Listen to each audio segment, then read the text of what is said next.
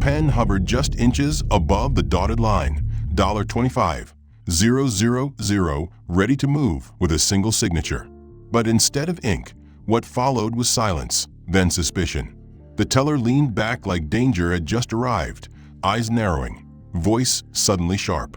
"This ID doesn't look right," he said, loud enough for half the lobby to hear. Phones came out. Whispers stirred. And she, the black woman standing calmly in her power, became a suspect in real time. No questions asked. No credentials checked. Just skin, silence, and a judgment already made. What no one in that branch realized was that the woman they tried to humiliate, the one they thought they could erase, was the very person capable of unraveling everything they built. And she would, piece by piece. If this already has you hooked, go ahead and hit that like, subscribe for the full story, and drop a comment with where you're watching from. The twist in this one changes everything. Zahara Ellison walked into Renwell National Bank with a quiet, focused purpose. It was just past 3, the tail end of her lunch break, and she needed to process a wire transfer before heading back to her office. Her pace was calm but efficient, her every movement reflecting the control she prided herself on. She wore a tailored dove-gray blazer over a crisp blouse, her shoes low-heeled and polished, her hair tucked into a neat, professional bun. In her hand was a slim leather folder containing her credentials, a valid government-issued ID, passport, a corporate authorization letter, and her business account information.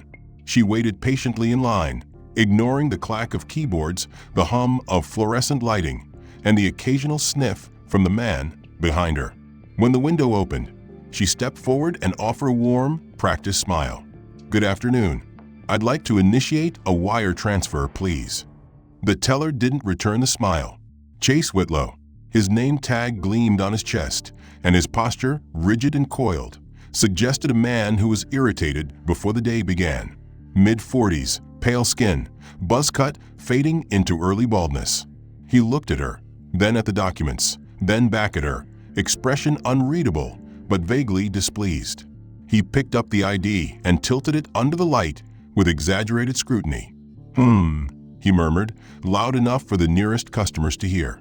Zahara, used to professionalism in her high-stakes corporate field, blinked slowly, unsure what the pause meant. "Is there a problem?" she asked, tone still courteous. "These documents," Chase said slowly, "they don't match our security flags. I've seen a lot of fake IDs, and this one's throwing off some red alerts." The words hit with the subtlety of a slap. Heads turned. A woman nearby subtly adjusted her sunglasses to observe more clearly. Zahara felt heat rise to her cheeks, but kept her voice composed. "I can assure you everything is valid. The account is under Zahara Ellison. I've wired funds from it 3 times this month." Chase didn't respond. He tapped something into his keyboard, frowned, then stopped altogether. "I'm going to have to get this verified," he said, lifting the phone and muttering into it. Zahara's mouth opened slightly. "Excuse me, but is there a specific discrepancy?" "I'd be happy to verify." "Step to the side, ma'am," Chase interrupted, gesturing curtly toward the security desk near the entrance. "For the protection of our clients, we need to validate everything properly. Just routine." He emphasized routine in a tone that made it sound like an accusation. "I don't understand," she began. "It's a $25,000 transfer to a verified vendor. I've filled out every compliance form." "Ma'am," he said louder now, cutting her off mid-sentence. "I said step aside. You're holding up the line." His voice carried across the lobby. A toddler looked up from her tablet. A businessman frowned as he folded his newspaper. "Seriously," someone murmured in line. "This is ridiculous," Zahara muttered under her breath, stepping aside while still within hearing range.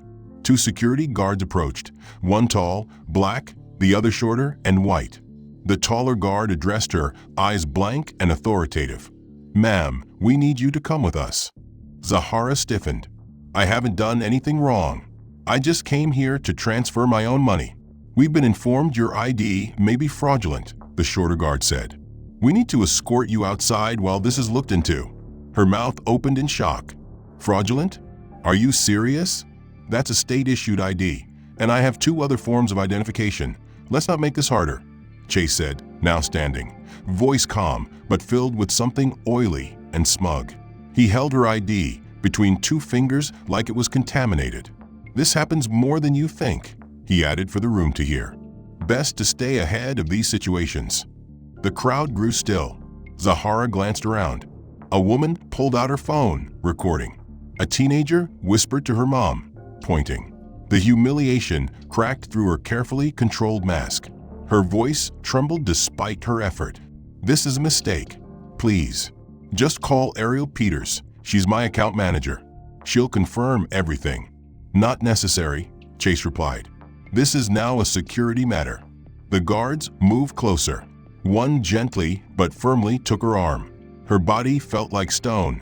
She didn't resist. What would that achieve? The customers watched her, some curious, some enjoying the spectacle. A woman near the door laughed quietly. "Figures," she muttered. Zahara's head snapped in her direction, but she said nothing. She couldn't find any words. They walked her to the door, her documents still inside. She had thought that maybe, somehow, by walking back into her office and throwing herself into the normalcy of work, she could shake off the sting. But her thoughts kept looping back. The way Chase had spoken to her, the way the guards had flanked her sides, the eyes, the laughter, the camera phone. Her fingers hovered above the keyboard, frozen. The knock at her office door was soft but sudden. She startled slightly, then straightened. "Come in," she called, her voice dry. Her assistant, Jonah, poked his head in. "Hey, HR just called. They said they need you on the 18th floor." Zahara blinked. "Did they say why?" Jonah hesitated. "Not exactly, but I think it's serious." Her chest tightened again, a low, rising pressure like a balloon inflating behind her ribs. She stood slowly, grabbed her blazer, and walked the quiet hallway to the elevator. The ride felt longer than usual. She caught her reflection in the mirror, pulled together, confident on the outside, but unraveling on the inside. When the elevator opened, HR manager Loretta Wynn was already standing at the conference room door, waiting for her. Loretta was composed, early 50s, with a voice like tempered steel, never unkind, but never unclear. "Zahara, please come in." The room was sterile, 2 chairs and a single folder sitting on the table between them. "Zahara, Saturday, what's going on?" Loretta opened the folder, smoothing the paper inside with deliberate care. "I received a call this afternoon from someone at Renwell National's client incident desk," she said. "They flagged a behavioral report attached to your name." Zahara's eyebrows knit. "What kind of report?" "According to their internal statement," Loretta continued, reading now, "you were belligerent and attempted to initiate a fraudulent wire transfer. They've classified you as a potential security risk and noted that law enforcement may become involved pending a full review." Zahara felt the ground tilt. "That's not true," she said flatly. "I wasn't belligerent. I complied with everything. I gave them valid documents. They refused to even check my account." Loretta didn't look up. "The teller reported you were verbally combative, that you became confrontational when asked to verify your identity." "That's a lie," Zahara snapped, louder than she meant. She paused, took a breath. "Sorry, but it's a lie. He wouldn't even give me the chance to explain. They called security and made a scene. He said my ID was suspicious and wouldn't listen to a word I said." "I understand this is upsetting," Loretta said, finally meeting her eyes. "But from a corporate standpoint, this kind of report, regardless of its truth, represents reputational liability, especially if the bank escalates the matter." Zahara's throat went dry. "What are you saying?" "Effective immediately. We're placing you on paid administrative leave," Loretta said. "This isn't a disciplinary action. It's a protective measure for you and the company until the situation is resolved." "Resolved how?" Zahara asked, voice trembling. "Do I get to file a statement? Talk to someone at the bank? Get my name cleared?" Loretta closed the folder. "That's something you'd need to pursue independently. As far as we're concerned, we're simply responding to the report issued to us." Zahara stood, suddenly too restless to sit. "They didn't even take my statement. They never asked me what happened. And now I'm being treated like I did something wrong." We're not making any accusations, Loretta replied carefully. But in these situations, the optics. Zahara repeated, barely believing what she was hearing. So, because a bank teller lied in a report, I lose my job? My credibility? You're not losing your job, Loretta said. We just need to let this play out. Zahara didn't respond. She picked up her bag, walked out of the room, and into the hallway without another word. The air felt colder now, as if the building itself had turned against her. In the elevator, her reflection looked different again, smaller, more tired. When she reached her car, she sat behind the wheel without starting it. Her phone buzzed in her bag. She pulled it out and saw the notification, a trending social media clip. The comments were worse than yesterday. Each scroll felt like another bruise. She set the phone down and opened her laptop, needing to do something, anything, to regain a sense of control. She navigated to Renwell's business banking portal, hoping to move what remained of her funds before this spiral got worse. The login screen loaded, then blinked red. Access denied. Account under administrative review. Her stomach dropped. She tried again. Same message. A thin sheen of sweat began to form along her forehead. She double-checked her credentials, typed slower this time, careful, meticulous. Access denied. She closed the laptop sharply and grabbed her keys, determined to speak to someone in person. If the online system failed her, maybe a human being wouldn't. 10 minutes later, she pulled into the parking lot of a different Renwell branch across town, one she'd never used before, hoping that anonymity might help. Inside, the morning was quiet. A woman with silver hair filled out a deposit slip near the coffee station. A younger teller with auburn braids smiled at her as she approached the counter. Hi there, how can I help you? Zahara handed over her business debit card. My account access has been restricted online. I need to find out why. The teller's smile dimmed slightly. She typed for a moment, then paused. Her eyes scanned the screen. I'm going to get a supervisor, she said, her tone now cautious. Zahara stepped back. The déjà vu was instant and sickening. The same tone, the same pause. Within minutes, a middle-aged man in a navy Renwell blazer appeared. He introduced himself as Todd. Ms. Ellison, I understand you're experiencing access issues? She nodded. Yes. I run a fintech consulting firm. I've used this account for nearly 4 years. Suddenly I can't log in, and no one's told me why. Todd folded his hands. I'm afraid your account has been flagged for administrative hold. That means a regional compliance officer is reviewing activity and documentation associated with your profile. Reviewing what? Zahara asked, voice flat. All of my documentation is verified and has been used multiple times. This makes no sense. Todd's expression didn't change. Unfortunately, I'm not at liberty to disclose specific details. You'll need to wait for a compliance officer to contact you. When? Could be several business days, he said. Possibly more. So I'm locked out of my own money with no timeline or explanation, she said, her voice catching despite her best effort. Yes, ma'am. That's the current status. She stared at him. He didn't blink. It was like watching a gate close in real time. On her way out, her phone buzzed. It was a message from Jenna Leak, a former colleague who had done a stint at a different national bank. Call me ASAP. Something you need to know. Zahara pulled into a gas station and dialed. Jenna picked up on the first ring. Zahara, are you okay? Not really, she replied. What's going on? I have a friend who still works at Renwell's back-end risk department. Your name came up on something called the Tier 5 watch list. What the hell is that? It's unofficial but real. It's a list of flag profiles based on non-public incident reports, some linked to fraud, some to non-compliance behavior. Basically, it's an excuse to blacklist certain individuals from financial services.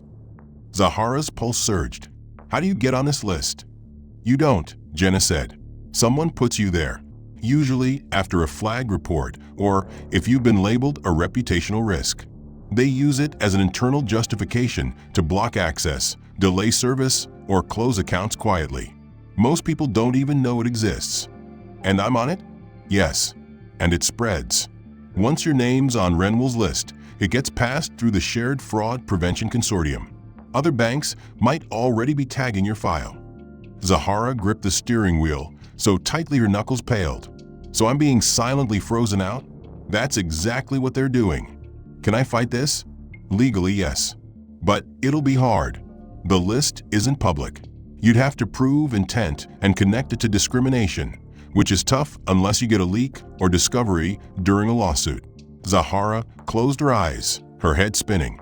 If they were going to dismantle her identity, she would walk straight into the fire and watch them try.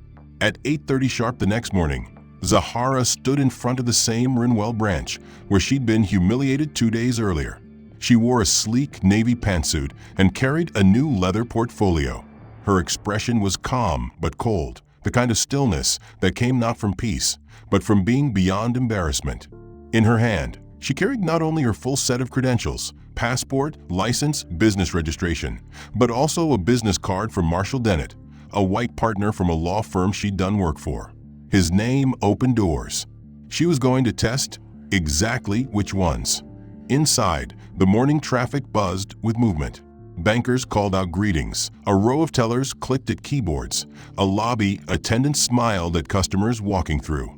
Zahara approached the first available window, where a young teller named Kendra gave a friendly nod. "Good morning. How can I help you today?" Zahara returned the smile with professional poise. "I'd like to finalize a $25,000 wire transfer from my business account. I have all documents here, including my credentials, and a referral from attorney Marshall Dennett." Kendra took the card, eyebrows rising slightly at the name. She typed into her terminal and offered a polite, "Absolutely. Let me get that started for you." Zahara watched her fingers move quickly across the keyboard. Her heart thudded with each keystroke. Kendra's smile flickered for just a second. Her posture straightened. She squinted at her screen, then looked back at Zahara. Could you please verify the name on the account?" Zahara nodded. "Zahara Ellison." The teller's entire demeanor shifted. The polite warmth drained from her face, replaced by an almost robotic stillness. "I'm sorry. I need to step away for a moment." Without waiting for a reply, she left the desk. Zahara could see her walk toward the rear of the teller station and whisper something to a tall man in a navy vest, Chase Whitlow. The name alone caused a spike in Zahara's pulse. She took a deep breath, refusing to flinch. Chase turned, saw her, and paused like a predator eyeing prey that had wandered back into the trap. He walked slowly to the window, his lips pulling into a cold, practiced smirk. "Ms. Ellison," he said as if testing the taste of her name. "Back so soon?" "I'm here for a transaction," Zahara replied firmly. "Everything is in order. Your teller already began the process." Chase folded his arms. "You've been flagged," he said loud enough for nearby customers to hear. "We cannot process transactions for flagged clients." Murmurs rippled through the line behind her. Zahara's spine stiffened. "Flagged based on what?" she demanded. "I've received no written notice, no explanation, no due process." Chase raised a hand, cutting her off. "Ma'am, you can take this up with compliance. In the meantime, you'll have to leave. Perhaps try the community bank next door. They might be able to accommodate alternative needs." His tone twisted the word alternative into something venomous. Laughter erupted behind her, low mocking. Someone muttered, "Damn, she thought that name would save her." A teenage boy 3 people back raised his phone and began filming. Zahara turned toward him sharply, but the damage was already done. Chase leaned on the counter casually, savoring the scene. "You should leave, ma'am," he said with forced politeness, "before we need to involve security again." "I'd like that in writing," she said coldly. "I'd like you to put it in writing that I, Zahara Ellison, am being denied service by Renwell Bank without due cause." Chase tapped his keyboard once, then smirked. "Can't do that. That would mean providing documentation. And, well, we don't provide records to flag profiles."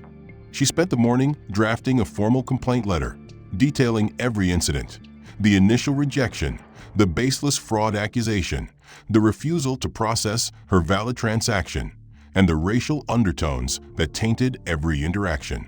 She submitted it to Renwell's regional headquarters and requested an immediate review. It was time they heard her voice, on paper, undeniable, documented. 2 days later, she received a call from Quentin Dole, the bank's regional compliance director.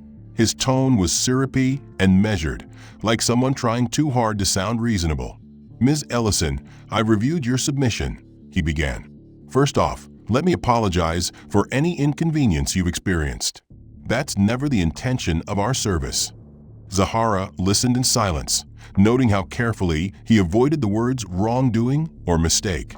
He continued, "We looked into the incident at our Linton branch.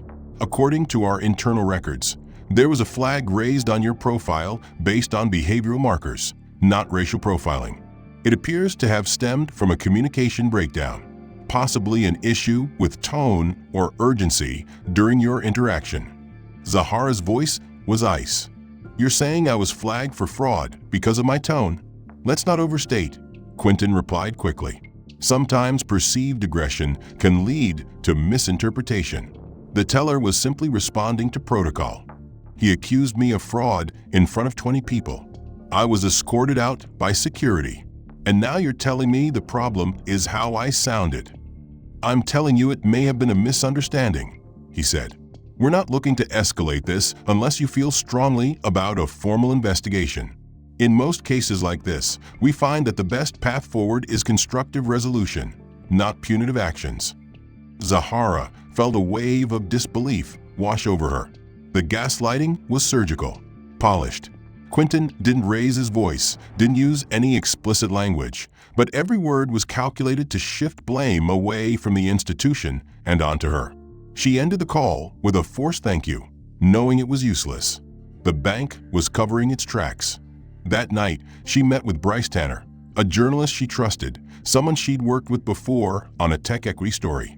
She laid out the facts, showed him the rejection letters, the app lockouts, the viral video, the digital trail of being shut out with no explanation. Bryce listened closely, his jaw tightening more with every new detail. "This isn't negligence," he said finally. "This feels coordinated." "That's exactly what I think," Zahara replied. "And I need proof." 2 days later, Bryce reached out again. His contact, a junior compliance analyst inside Renwell, had leaked an internal memo. The document wasn't long, but its implications were enormous. It was authored by Quentin Dole. The subject line read, "Client Filtering Procedures for Q2." It described a directive to all branches under his oversight to apply heightened client vetting standards to profiles deemed image damaging. It didn't say race. It didn't say black. But the language was coded and unmistakable. Clients whose conduct, attire, communication tone, or behavior pose reputational concerns should be deprioritized or redirected to alternate banking partners. And then, the most damning line, branches must clean up lobby optics. Visible clientele should reflect the Renwell brand. Aspirational, orderly, professional. Bryce looked up from his laptop. "This is your smoking gun." Zahara stared at the screen, heart pounding. He ordered the blacklist. He engineered the entire system, Bryce said. With Bryce's help, she acquired a micro-recorder disguised as a pen, sleek and small enough to go unnoticed. She tucked it into the inner pocket of her blazer and returned to the same Renwell branch where her public humiliation began. She wasn't there to argue. Not yet. She was there to listen, to document, to let them indict themselves in their own words. It was early afternoon when she arrived, and the lobby was quiet. A couple sat near the loan office, filling out paperwork. A security guard leaned on the wall near the front door, distracted by his phone. Zahara waited near the side wall, where a clear line of sight led to the teller counter and employee hallway. She pretended to scroll her phone, quietly pressing the pen's recording button, as Chase Whitlow emerged from the back office. He didn't notice her. He was laughing with another employee, a younger male teller with slicked back hair and a nervous laugh. Chase's voice carried down the hall. "Did you see her face the last time she walked in here? Acting like she was about to buy out the whole damn bank." The younger teller chuckled, unsure. Chase continued, louder this time. "She looked like she was walking into a Chanel store with EBT. I mean, come on. That's not optics, that's comedy." Zahara's stomach turned. Her hand tightened around her phone, but she remained still, forcing her face into practiced indifference. The laughter kept coming, and then another voice joined in, deeper, slower. "Quentin Dole, you did the right thing, Chase. We can't have her kind coming in here thinking they can out-title our regulars. The list is there for a reason. It's not just about fraud. It's about environment." "Exactly," Chase said. "I mean, come on, we've got retired CEOs and international clients walking through here. Last thing they want is some executive with a chip on her shoulder and a community college vibe trying to cash out." The young teller laughed again, more awkwardly this time. Quentin's voice lowered, but remained clear enough to catch. "You just keep following procedure. As long as no one documents anything, it's hearsay. That's how we win." Zahara had heard enough. She turned and quietly left the building. She didn't speak until she was blocks away, standing in the shadow of an old stone church where no one could see her expression harden into resolve. That evening, she uploaded the full audio file anonymously to a whistleblower platform used by civil rights groups and journalists. She included the leaked memo from Quentin and a transcript of the incident at the teller counter. No names, just facts, just truth.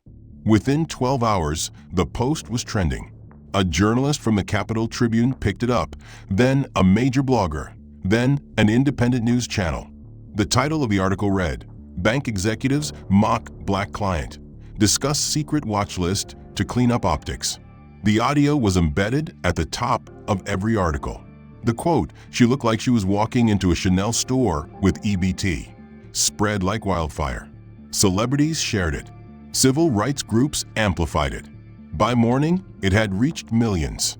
Hashtags like #BankingWhileBlack and #RenwellRevealed dominated social media. Public outcry swelled.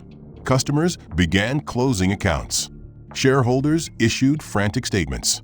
Zahara watched the chaos from her apartment with a hollow kind of satisfaction. The leaked memo was dissected by analysts, civil rights lawyers, and ethics professors alike. Headlines ran hourly. Renwell Bank executives caught on tape mocking black client.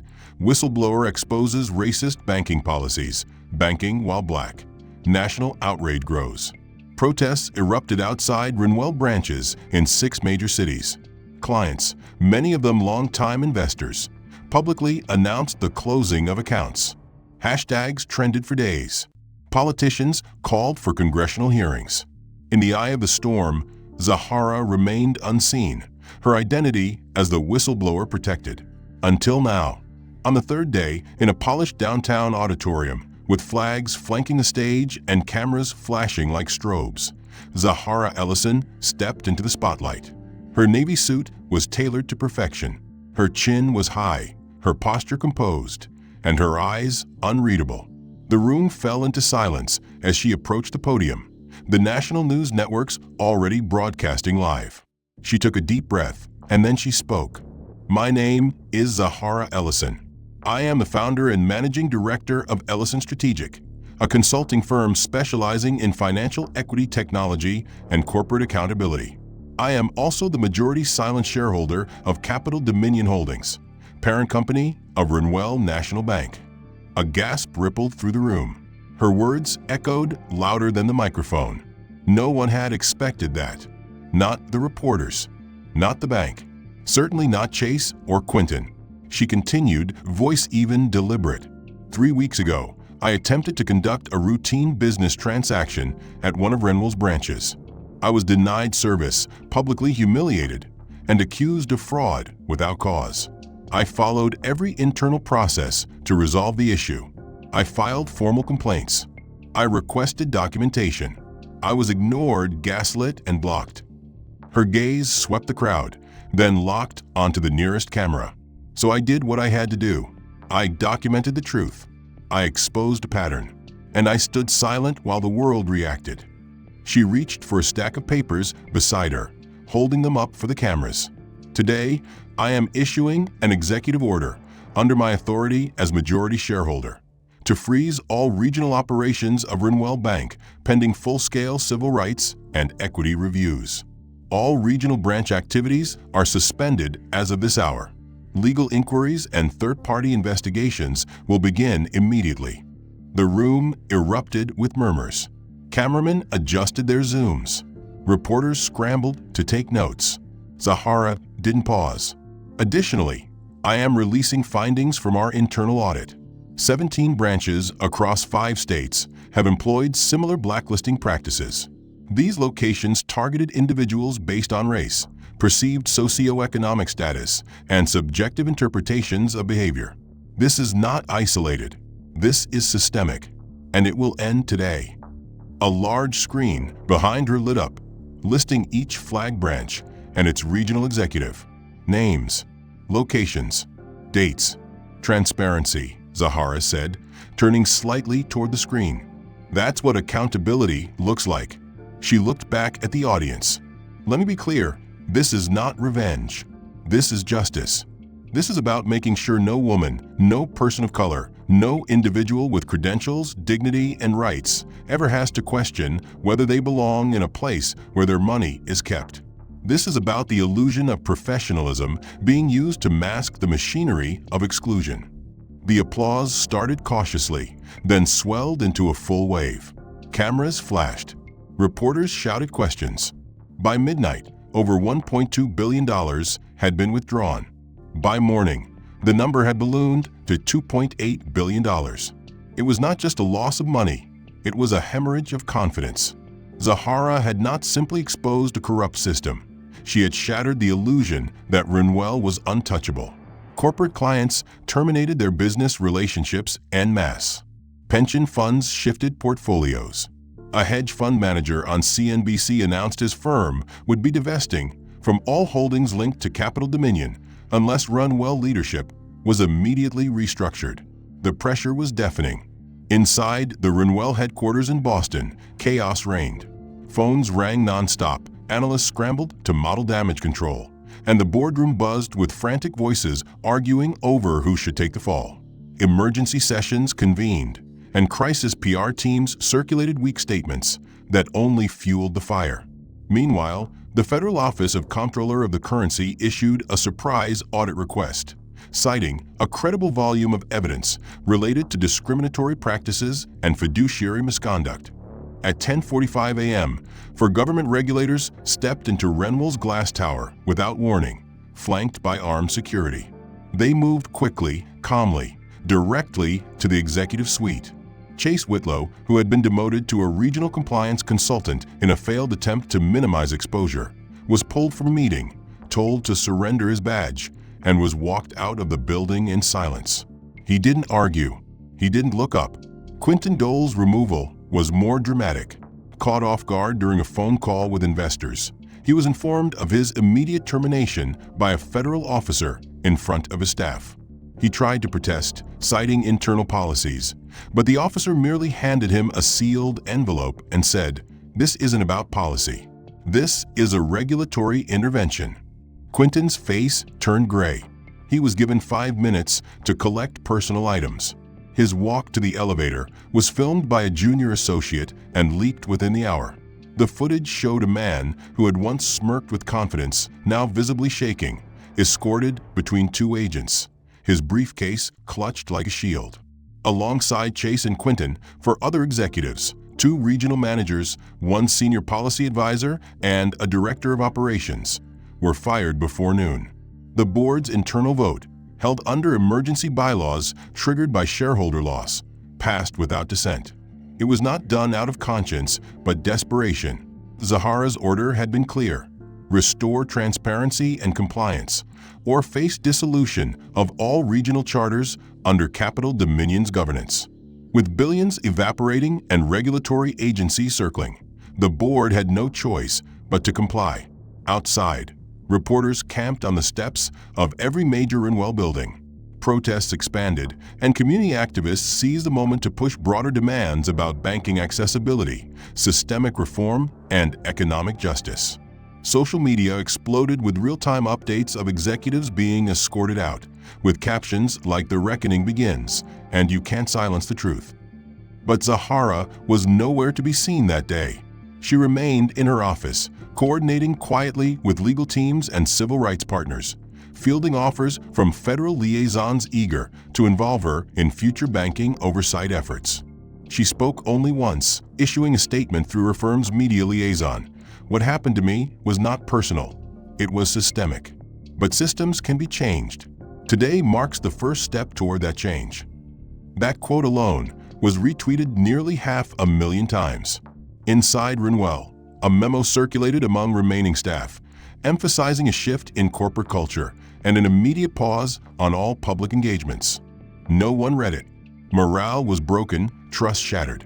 Former employees began coming forward, sharing stories of years-long silent discrimination, of internal memos that discouraged speaking out, of a culture more concerned with appearance than ethics. They no longer feared retaliation. Zahara had changed the power structure. Her silence had once made her a target. Now her voice made her untouchable. By the end of the week, Renwell's market valuation had dropped 21%. Lawsuits were being drafted by civil rights firms across the country, and media outlets were calling it one of the largest corporate accountability collapses in modern banking history. Every headline for a week carried some version of the truth Zahara Ellison had revealed. Her press conference was replayed in sound bites, memes, and editorial tributes, while news anchors speculated hourly on what consequences still loomed. Then came the next hammer. On a gray Monday morning, the United States Department of Justice, in partnership with the Office for Civil Rights Enforcement and the Federal Reserve's Oversight Division, announced a binding settlement against Renwell's parent company, Capital Dominion Holdings. The terms included a $450 million federal discrimination fine, the largest civil banking penalty in nearly 2 decades. But it wasn't just about the money, it was about the acknowledgement. The federal statement explicitly cited systemic racial profiling, unauthorized client blacklisting, obstruction of regulatory transparency, and deliberate efforts to obscure discriminatory practices. For the first time, the public heard the government say the words out loud. This bank punished people for being black. Zahara watched the press conference from her office in silence. She didn't smile. She didn't cry. She simply nodded, her jaw tight, her arms crossed. She had known the truth for weeks. Now the world was being forced to admit it too. Across social media, Chase Whitlow's name began trending again, this time not as a faceless villain in a viral video, but as a symbol of what unchecked institutional racism looked like in a suit and tie. Old classmates from college posted stories. Former coworkers leaked emails. Even local news stations dug up footage from years past, showing his involvement in minor controversies that now took on sinister new context. His name became synonymous with everything wrong in corporate America. Hashtags paired him with systemic racism and moral rot. One satirical account even dubbed him the CEO of gatekeeping. He remained silent, his profile deactivated, his address unlisted, but the damage was permanent. Meanwhile, within the vacuum of leadership left by the terminated executives, the board found itself desperate for someone to guide the company out of freefall and into legitimacy. They turned unanimously to Zahara Ellison. In a move that shocked analysts and boardroom veterans alike, the same institution that had once dragged her out in humiliation now named her chair of ethics and culture, granting her full autonomy to rebuild the heart of the organization from the inside out. Some called it a PR stunt. Others, a Hail Mary play to stop the bleeding. But for Zahara, it was something far more personal. It was control. Her first act was symbolic and strategic. She drafted an initiative to create 50 financial literacy centers across underserved communities in the cities where Renwell operated. Each center would be funded directly by the bank's executive compensation recovery pool and outfitted with free financial education, small business training, and community legal assistance. The program, called Ellison Equity, launched within 30 days with banners bearing her name and a mission statement that read, "Where access is denied, education opens the door." Critics balked. Some on Wall Street whispered that she was turning a profit-driven institution into a charity hub. But the data spoke louder than doubt. Public sentiment began to shift. Grassroots support poured in. Enrollment numbers at the first 3 centers outpaced projections within a week. Former critics who had dismissed her as overreacting were now forced to reckon with the fact that she was not only right, but strategic enough to use their own power structures to reform them. Zahara made it clear that this was just the beginning. In board meetings, she pushed for diversity audits, public transparency dashboards, and a zero-tolerance policy for discriminatory language at every level of the company. She rewrote the client flagging policies entirely, dismantling the blacklist system and instituting third-party oversight for all risk assessments. For once, Renwell's policies weren't just cosmetic. They were being rewritten in the language of justice. But Zahara knew this wasn't about redemption for the bank. It wasn't about restoring its name. Months passed. The headlines faded, replaced by new scandals, new crises, the churn of a society that moved fast and forgot faster. But some things lingered. The Renwell settlement remained the largest discrimination fine in recent banking history. The Ellison Equity Centers continued to open quietly, one by one, in corners of the country where banking had never felt like an invitation. Children now sat in classrooms labeled with her name, learning about credit contracts and ownership, the very tools once used to gatekeep their futures. Zahara never stopped moving. She chaired meetings, flew between states, consulted on new federal oversight policies. Her name was now a benchmark for reform, her voice requested in rooms that once dismissed her. But even as progress marched forward, some moments remained tender, raw with memory. One morning in October, while sorting through mail in her office, Zahara came across a cream-colored envelope with no return address. Her assistant had placed it at the bottom of a stack, marked simply, "Personal." The handwriting was slanted and unsure. Inside was a single-page letter written in blue ink. There was no introduction, no heading, just the words, "I never thought I'd write you. I don't expect a response. I'm not asking for one. You don't owe me anything. But I need to say this. I see it now. I see myself. I've spent most of my life behind a counter, believing I was enforcing order, that rules were there to protect people like me from people like you. And by like you, I don't mean business owners or clients. I mean Black.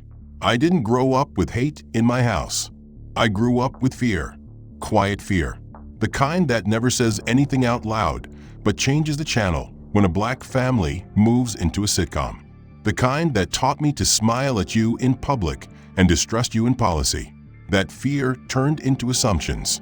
Those assumptions became habit, and habit, when backed by authority, becomes cruelty. I used to laugh about it. You know that. You heard it. But when I saw myself in the news, trending next to hashtags I used to scroll past without reading, something broke. Not because I lost my job, not because I got caught, but because I finally looked in the mirror and didn't like the man staring back. I don't want to be him anymore. That's all. C.W. Zahara sat still, the letter resting gently in her hands. She didn't move. She didn't cry. She just read it twice, then folded it, placing it in the drawer with other documents not meant for courtrooms, but for memory. Life continued. Winter rolled in. The centers grew. One afternoon in February, Zahara visited a location in Detroit, one of the busiest yet. She walked through rows of students learning how to read pay stubs and tax brackets, past a job training seminar for returning citizens, and into a small literacy class for adults seeking to rebuild their credit. That's when she saw him. At the far end of the room, in jeans and a plain gray sweatshirt, Chase Whitlow stood beside a whiteboard, passing out worksheets to a group of middle-aged men. His posture was different now, no longer stiff, no longer proud. He moved gently, listened more than he spoke. He didn't notice her at first. When he finally looked up, their eyes met. He froze. His lips parted slightly, as if unsure whether to speak or retreat. He didn't approach. He didn't wave. He simply lowered his eyes and continued handing out materials, his hands a little slower now, a little more careful. Zahara stood in the doorway for a long moment. Then she nodded once, not in forgiveness, not in welcome, but in acknowledgement of effort, of change, of the possibility that even those who once enforced walls could learn to help build bridges.